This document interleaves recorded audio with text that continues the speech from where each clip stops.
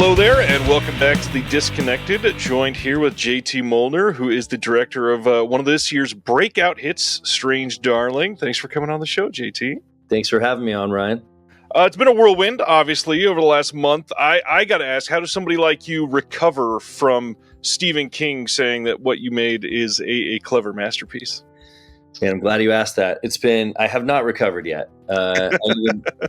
I think I told somebody right when I got the call that he liked it before he even tweeted about it, that I could just quit making movies. Right.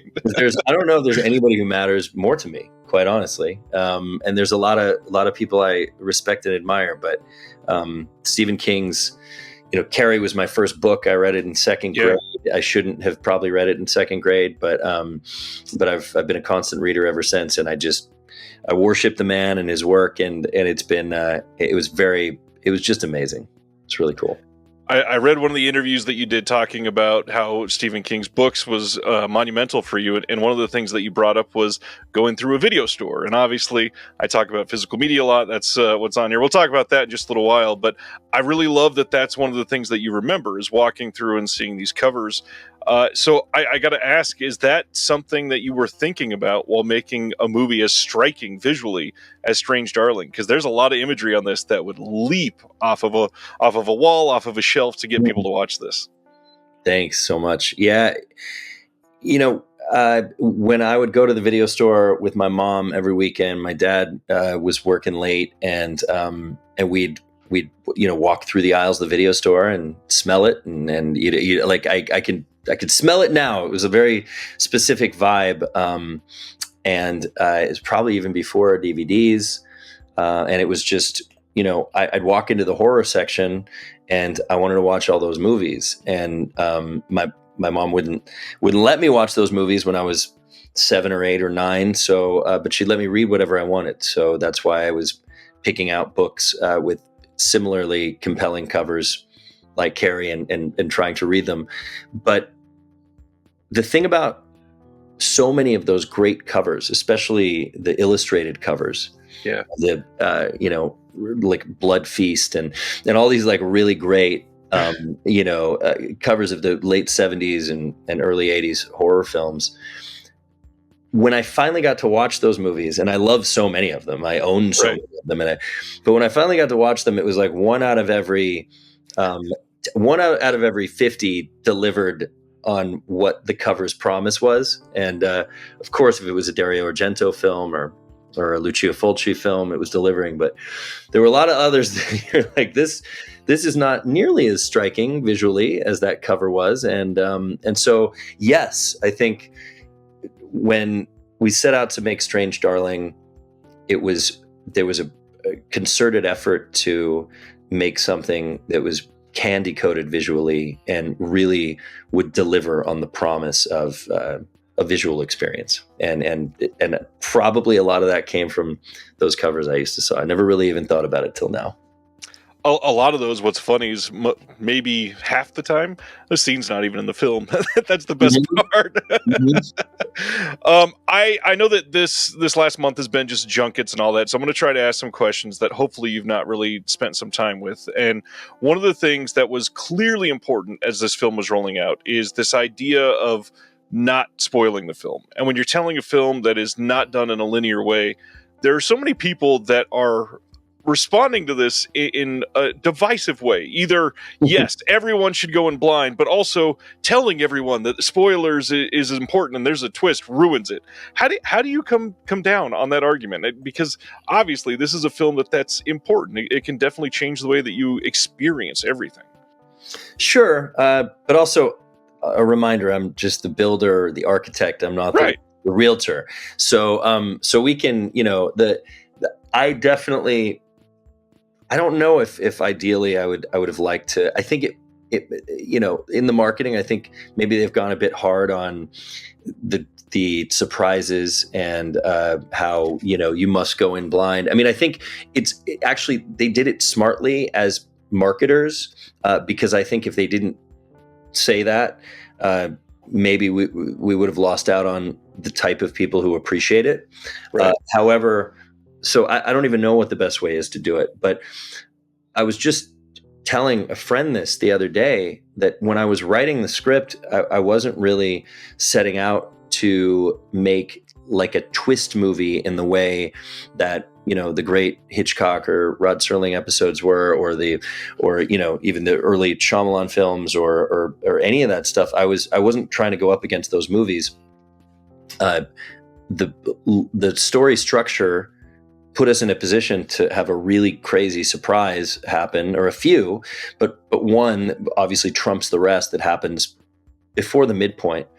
And I wanted to make sure that the movie was a ride and it was enjoyable on repeat viewings, and that even if somebody sees it coming, because I didn't want to cheat with performances and make certain characters act more evil, or certain characters do things that were inconsistent.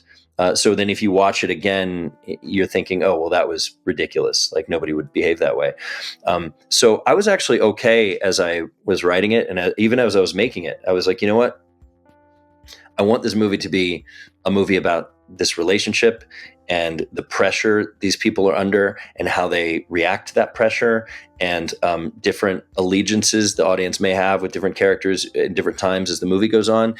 And I said, you know, this idea that we might have a surprise that happens in the middle, even if people see it coming, I'll be okay with that. Like, I didn't even know if it was going to be considered a big twist, because I wasn't really writing in a way that I thought. I thought a lot of savvy film goers would probably see it, and that was okay. I wasn't going to go further to try and misdirect. It just so turned out that almost nobody saw it coming when we first screened it, and early critics, nobody. And so I think that you know, the distributor thought that was probably its best selling point, and maybe they were right. The good news is that even people who have seen it coming have enjoyed the film. A lot of them have. And it seems like that people who watch it a second time and a third time are appreciating it, and still enjoying it, which doesn't always happen with movies that have, you know, like one big twist at the end. I wanted to make sure you got, so yes, I'm right there with you. I was terrified every time I saw a new amazing quote, like from Mike Flanagan or something, and I'm like, oh, I love that Mike Flanagan, what an amazing guy. I'm so grateful he gave us that quote. And then they decided to use the piece where he said going blind, and you know, it probably helped, but it's definitely something I was concerned about, for sure. When you are writing a story like this, you are hoping that it comes out as you envision it. And one of the things that I think is going to make this have longer legs than quite a few is you have quite possibly the performance of the year from a rising star in this. And normally when you have a film with Kyle Gallner, most people are talking about him, but it just so happens to be that the person opposite him is stealing that spotlight. Was there anything special that you had to do to get this incredible performance that people are already talking about as the next Hereditary? If she doesn't get nominated, this is a snub. And it's like, well, just keep in mind, they look down on horror and cult, so let's keep our expectations a little tempered. Yeah. She's incredible in this movie, and Kyle is too. And I think the thing about these roles, and we knew this is how it was going to be. I mean, Kyle was playing straight man in this, right? In the duo, and his character is very nuanced and very understated. And the things he's doing in the movie are very difficult things for an actor who's not brilliant to achieve. If you really watch what he's doing in these certain scenes, and how well he's listening, but we always knew her role was going to be the flashier of the two. Right. And also just really the level of difficulty to what she has to do, because with the wrong actor in her role could go to a place that's too over the top, too absurd, or could not do enough, and it couldn't work because of that. And I think that she rose to the occasion on every level. And there was a time when there were people who didn't trust me. There were executives who didn't trust me and didn't trust her, and didn't really like the fact that I'd cast her. Not everybody, but there were a few. And it was kind of her and I and Roy Lee and Steven Schneider, our producers, and against the world. Like we were like, we know what we're doing is special. We know what she's doing is special. And so I agree with you wholeheartedly that I think she has delivered the performance of the year. And it's not, I won't say that about my own film, like the film itself. Some people don't like, and I sometimes I agree with them what they don't like about it. It's fine. The one thing I definitely, because it's not me, it's her. You know, the movie is the movie. The movie's the movie I wanted to make, and it's imperfect. All movies are imperfect, but her performance to me is perfect, and I'm very grateful I got to work with her. This movie starts with a bold claim, and most people starting a question like that are going to talk about the based on a true story thing. But I think the thing that's even more bold in 2024 is showing that this was shot on 35 millimeter. And you did a Reddit AMA recently, and you said that every shot matters and it forces you to prepare. What else do you think we're losing in all these people that are making a trek to digital? Because I fully agree. And one of the things that after researching a lot of your stuff that I've seen over the years, going all the way back to the Red Room, the fact that you wait to get funding to be able to do things on film is a lost art at this point, literally. Mm-hmm. I mean, everybody touts that anybody can go in their backyard and make a movie with their phone, but you lose a lot of craft that way.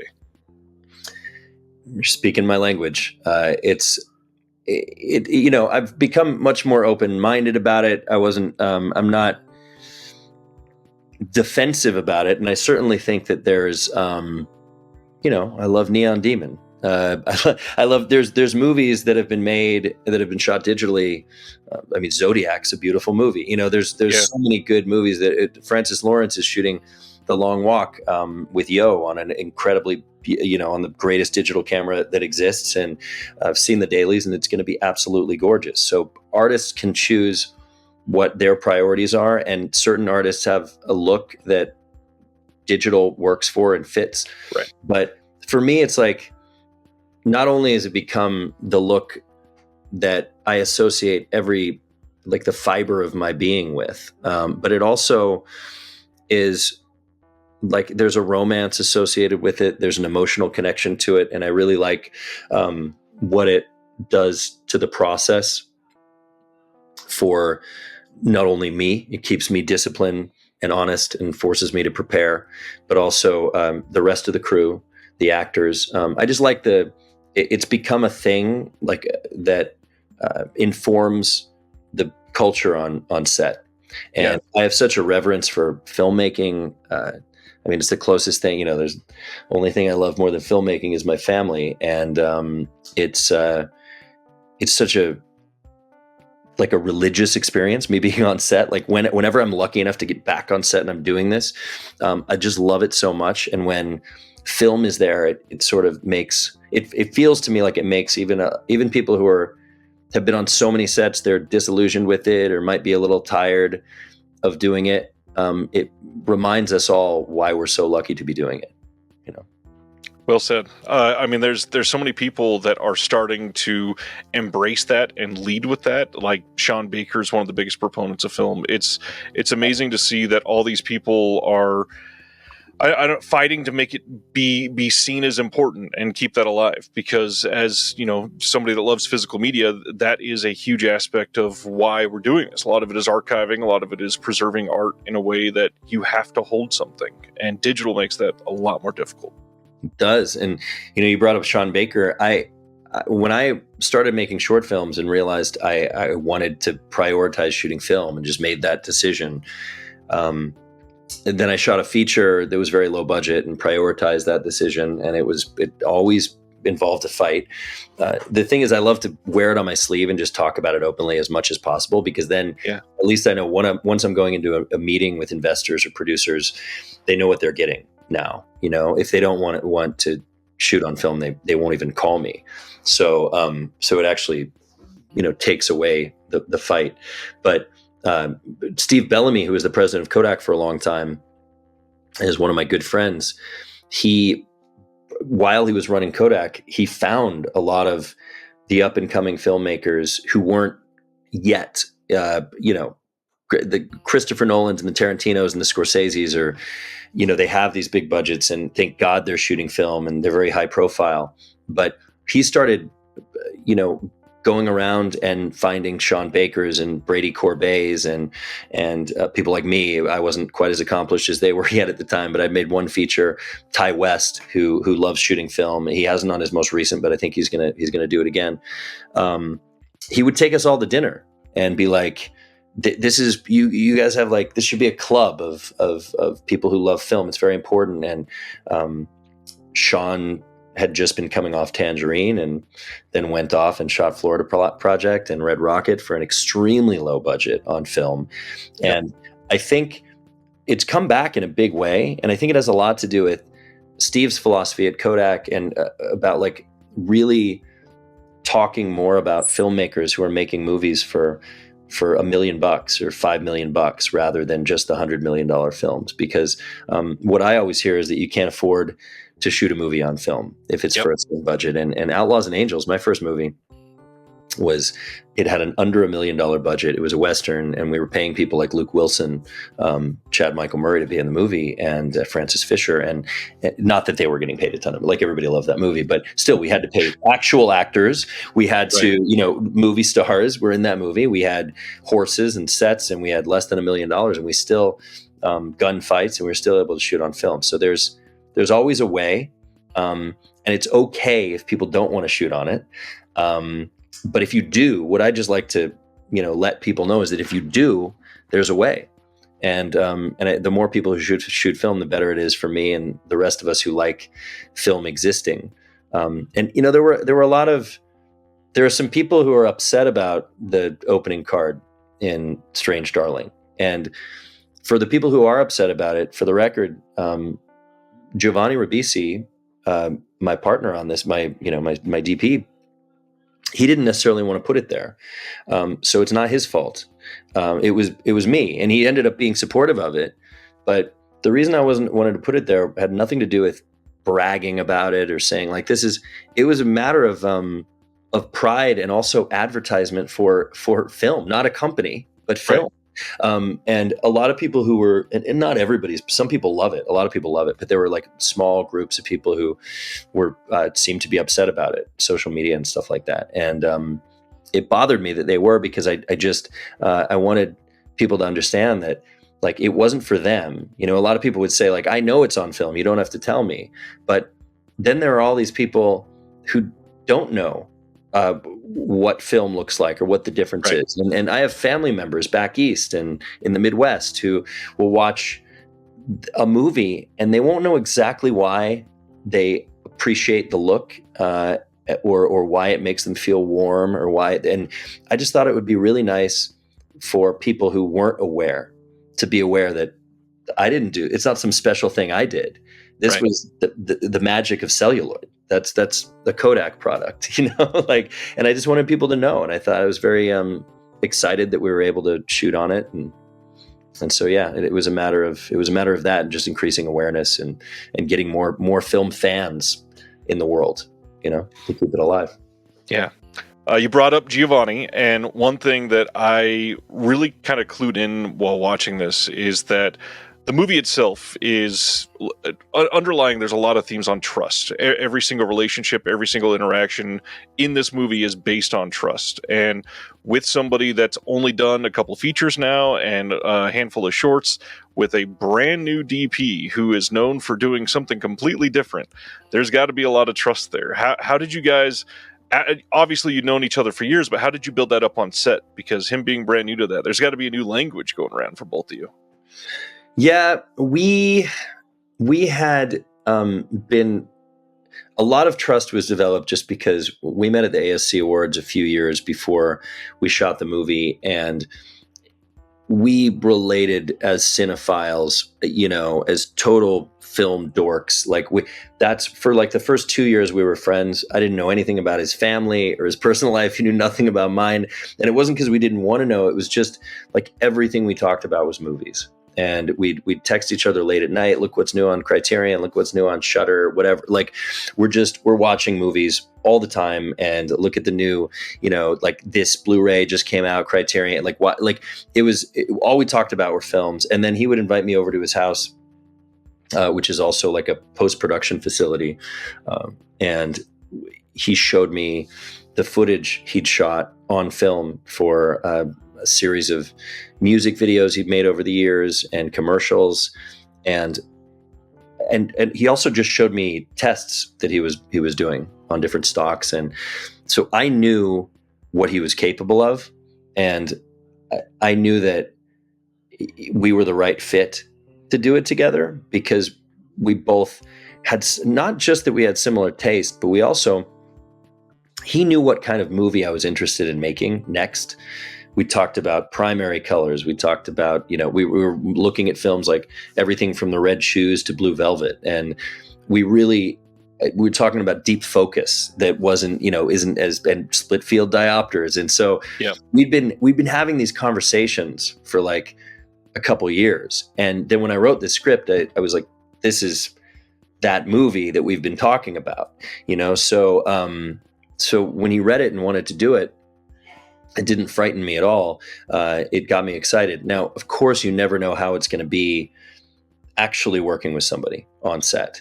And so that's always a wild card, and we were under so much pressure on this shoot that there were times when, it could have all fallen apart for us. It was, the executives didn't necessarily like what we were turning in, and it could have easily turned into us throwing each other under the bus or melting under pressure or something. And we always found a way to stay strong, and we made it through the shoot. And I'm incredibly proud of the work we did together. And I think he's just a fantastic DP.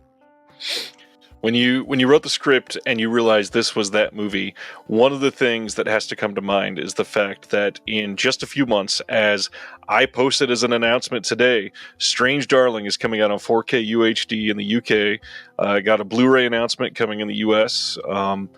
That's got to be incredible, knowing that soon you get to hold a full, completed copy of that in your hand. This is so exciting because I'm getting this news from you right now.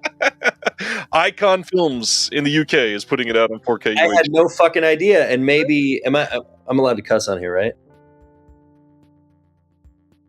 This is coming on 4K in the UK, and it is going to be available on December 2nd, and it looks amazing. Like, marketing is on point. It's really gorgeous. That's fantastic. I was really hoping we were going to get a 4K. I've been asking the distributor, and they're very nice to me. Like, the distributor, we get along really well, but it's the domestic distributor I talked to, and I knew they were doing a Blu-ray, which I was excited about, which I didn't know if it was official yet, but and I was really happy about that. I had no idea this was happening. So thank you for giving me this wonderful news. That's I great. had no idea, and I'm glad the packaging looks so sick. Well, and it's to be able to shoot on film and see something realized on UHD in 2024 is got to be like something that is mind-blowing. I mean, this is something that the studios are focusing less on it, and somebody that collects physical media yourself, how much of like a real big bucket list moment is that for you? It's fantastic. I mean, it's pretty close to the Stephen King quote. So thank you. No, it's really amazing. I mean, I can't believe I'm just finding it out this way. Because I've been prodding and trying to figure it out. It's so important. And, we've been talking to the distributors in the studio about this for so many months. It was like the first priority was make sure it plays in cinemas. Like, we need to make sure this is a theatrical movie. And then the second priority is make sure that we have physical media and the best physical media available. So that's really, really cool. I was invited to the Criterion Closet, which was one of the other like bucket list things in my life. And I feel really bad because I think you're allowed to take like 3 or 4, and I think I went home with 9, but it wasn't my fault. Like, they were actually offering more to me, but I had this huge I didn't realize how many I had taken, and I went home, and my wife was like, I've never seen anybody like have that many in one of these videos. But Yeah. yeah, no, physical media is everything, and it's I mean, I know the days of everybody having to walk through a video store. That's not really coming back unless it's in the form of a novelty situation. I'm Right. sure because of, but I do miss those days, because there is something about, there's something so special about, like, when you're, it seems great. You can scroll through movies and look at you have all these different options. But when you're walking through a video store and you have an hour, or you have to pick something up and take it home, you're more decisive. Yeah. You're more excited about your decisions. And there's no way you're going to like stop it 10 minutes through unless it's terrible and just try something else, you know? And I really like it. I like the experience for the same reason I like shooting on film. And some people think I'm crazy because they're like, well, you like all the inconveniences of this, and but also just being able to, and you know, like you've talked about, and I know it's your whole thing. It's like not having the idea of not owning my favorite movies and owning Right. something that I can play them on. You know, buying a movie on Amazon is not buying a movie. Like, No. it's like when people say, just buy it. I'm like, I don't have it. And they still have it. I can just access it anytime I want. No, they're literally the exact same reasons. Shooting on film and buying physical media. I mean, the same thing. I can't stop shooting a movie I'm doing on film 10 minutes into it and go, let's change to something completely different. I love that. I love that. No, there is a big connection. And yeah, storing things on film prints too. You seem to share a lot of my feelings on short films. You went out there and cut your teeth making a handful of shorts that are important to you. They are something that helped you hone your craft, and they're all done on film. What are people missing about short films? Because I feel like in today's day and age, they'll play at 3 festivals and then no one will ever talk about them again. Yeah, it's, you know, one of my short films was shot digitally, but and it was because it was a single take, like 18-minute movie, and there was no way to figure that out back then. But yeah, most of my stuff was shot on film. And, you know, that's what happened with all my short films, though. I think it's been that way. It's interesting. I mean, my first short film, I think I made back in like 2009 or 2010, something around that time. And we thought we did this really special thing, and people did like it. They were scared to program it because it was it was about like necrophilia. But people well, now it's spoiled. Come on. Yeah, I shouldn't have given it. You can bleep it out if you want to bleep. Well, it's been out for a long time, so yeah. So I did just spoil one of my shorts, but it's the kind of movie where I was brought up in like David Cronenberg movies, and I was like, I'm gonna make something high impact. And I think with shorts, there's all these reasons why they don't get programmed that I learned over, because I made a number of shorts and people liked them and they got me work, and they essentially, because people saw them, I was able to get actors and get financing for a movie. But I never had really good festival runs with short films. And with my first one, I learned you can't, like, sometimes if you have really crazy content, like the movie Crash couldn't have been, you know, Cronenberg's Crash probably couldn't have been a short film that would have had a lot of play at festivals. It's got to either be a movie that's released or not, like on mainstream or you know, with real marketing. But I found out on my first one that if you have stuff that's too provocative because there's no rating, that can deter festivals from playing your film. And then also length. Like my second short film was like 22 minutes, and that was a big mistake. Like I was happy with the short film at the time, but you know, there's so many, especially now, with people being able to shoot on iPhones and being able to shoot. And that was happening then too. I mean, it was when people had access to digital cameras. It's getting exponentiating every year. But I think with the amount of content that's submitted, festivals really like it when there's like a 10-minute long short. Yeah. But I love the short form, and I'd love someday to go back and make a short film, not for the same reasons I did before, just to make a short film, not to try and, you know, like at a point where I just want to go do that, because the art form itself is valid. And, you know, I think short filmmakers should go watch more episodes of Twilight Zone and Night Gallery and Alfred Hitchcock Presents, because a 10-minute or 15-minute experience should have, to me, I think the most important thing about it is some sort of impactful ending.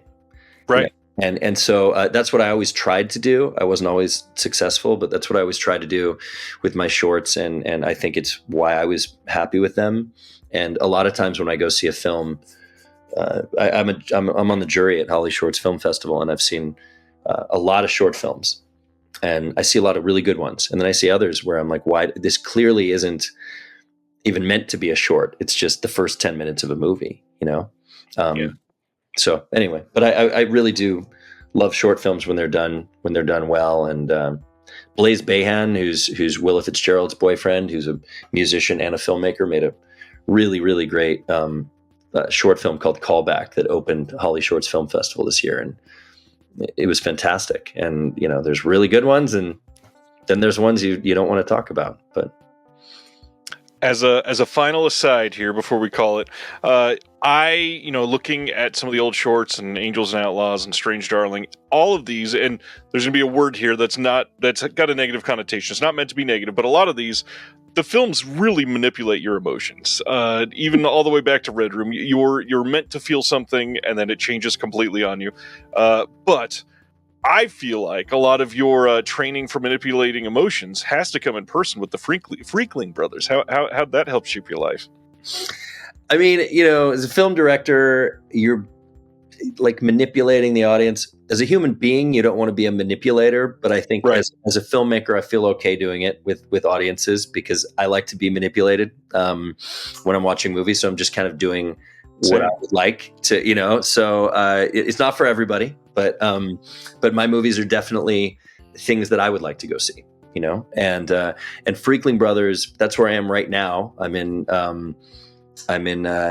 my parents' guest room that I use as my office when I'm here. And I'm here to, my dad started Freakling Brothers horror shows in '92.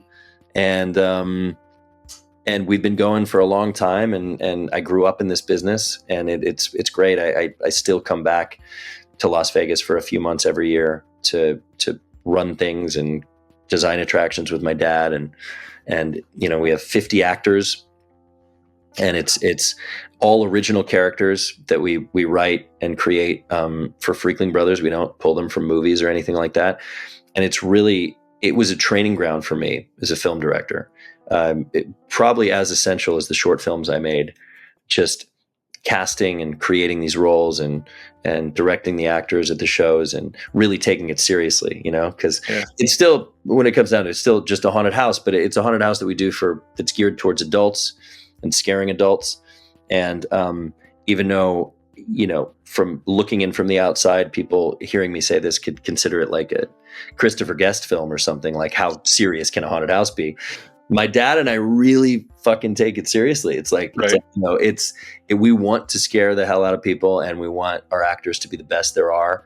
And if people aren't cutting it, they don't stay part of the family. We recast, and we treat it like a movie, Nice. And so yeah, you should come out and check us out sometime. This is going to be ridiculous. I grew up in Barstow, so I was pretty close. And wow, I've never met anyone who grew up in Barstow. I've driven through Barstow about 1,000 times. I even broke down there once and stayed a couple nights. Most people have that exact story. There used to be a restaurant there called Berquist's. Was that there when you were a kid? Berquist? No? I don't recognize that name. I'm sure the building was used by 5 other tenants by the time I saw it. Yeah, it was like a restaurant in the parking lot of a hotel, and it was a breakfast place, and it was called Berquist, and then it changed. But I think that was a really long time ago, like I was a little kid. It was Barstow. Wow, cool, crazy. JT, thank you so much for the time. I really hope people see this and take it to be motivating for certain things, whether it be making a film, whether it be shooting on film, whether it be understanding that even small achievements like a short can lead to large achievements like Strange Darling, which you've had this year. Thank you so much, Ryan, and all the kind words, and I appreciate being on. Thank you for watching The Disconnected. On the way out, make sure that you are subscribed to the channel, that you've liked the video, and that you've copied the link to be able to share with someone else that may appreciate this.